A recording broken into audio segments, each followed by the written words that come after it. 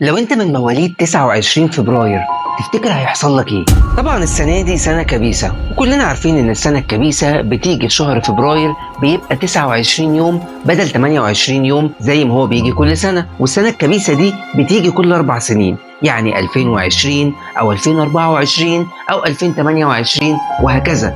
بس الفكرة هنا ان شهر فبراير بس اللي بيجي زيادة يوم واحد، يعني يوم 29 فبراير بيجي كل 4 سنين مش بيجي كل سنة. طب لو انت بقى حظك يعني مش ولا بد واتولدت في يوم 29 فبراير، يعني هتحتفل بعيد ميلادك كل 4 سنين، تفتكر ايه اللي هيحصل لك في حياتك بسبب ولادتك في اليوم ده تحديدا؟